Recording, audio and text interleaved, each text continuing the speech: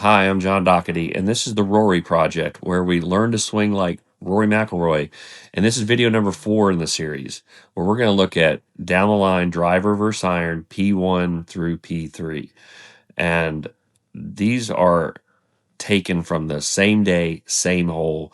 Rory at Wentworth on number 17. And we know from the previous videos I've done that the approach from irons versus driver is drastically different, and it even gets more with these 30-yard little shots compared to his driver. Setup means so much and impacts what we do in the swing. And this is where it really gets obvious that this is happening. Driver, we talked about taller posture, arms more reached out, wrist more uncocked. The butt of the grip is much further from the legs. Wedge, that grip's almost on his thighs. Arms are angled under the shoulders. Upper body's bent over. He's on the balls of his feet with both. But that irons, and we see this with his irons as well, full swing, not just pitch shots, but his neck is good 4 inches out past the tips of his shoes. And driver, it's pretty much on the tips of his shoes. So there's a real good way to look at the posture difference. I tell people that with these iron and wedge setups, if they do it right, your eyes are going to feel like they're almost over the top of the golf ball. And they are. Like, you could almost drop a golf ball from Rory's eyes and hit the golf ball on the ground. It's almost that tipped over the ball. Um, Next thing we know from looking at the previous videos that he has a little startup move on his full swing. His left knee is going to straighten, and we can see that from down the line. That opens his hips. So when that left knee straightens, that opens his hips. We also know he's going to bump his hips to the right when this happens. Next thing with him in the backswing that's a big key is that right arm straight.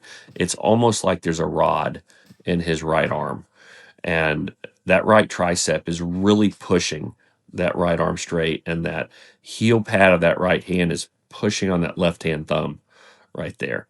Now, when that pressure of that tricep is pushing on that right hand, there's also that right shoulder retracting, because if that right shoulder were to stop, you could only push so far and the swing would end. So if the hands keep going back and that right shoulder doesn't retract, that right elbow is going to flex. So two things are happening. He's pushing this way on that right arm, but that right shoulder is also retracting back. That right scapula, right clavicle, the muscles in that area are retracting that right shoulder back as much as that right arm is pushing on that left hand thumb. Now, big difference here, P1 to P3, is going to be how much more around him he swings with driver. And that's what you want with the driver. It's like a 45-degree-ish vertical swing plane.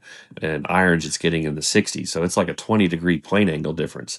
And that's really the gist of these videos, is to highlight the different approaches. But we're looking at halfway back here, roughly a little above P3. His elbows are pretty level, like you could put them on a table. And then we're going to take him back on this 30-yard wedge shot, and look at how his right elbow is so much higher than his left arm.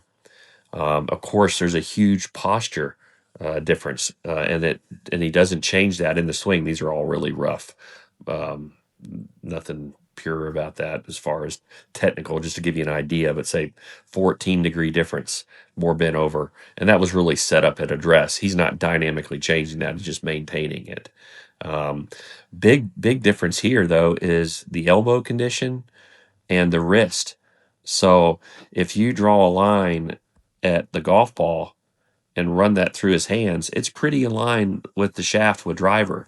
But if you take that same line and run one up from the golf ball through the hands with a wedge, or even his full swing iron, his iron swing, you're going to see that sweet spot above that green line. And you're going to see, if we draw a line on that shaft, you're going to see it's pointing down pretty much just out in front of his toes. So the sweet spot is much steeper. This is what you want with a wedge. And we're going to get in a transition and downswing videos coming up, which will have gold nuggets in it.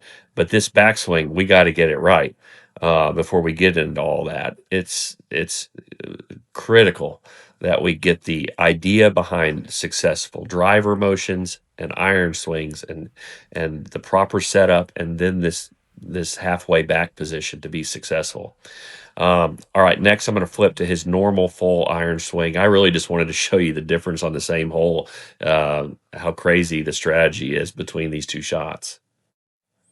All right, we got Rory now with a normal full swing iron, and they'll be, if you watch him go driver to 3-wood to long iron to mid iron to wedge, you're just going to see this gradual progression of being more bent over, arms more angled underneath him as the club gets shorter, and taller, and arms more extended as the club gets longer.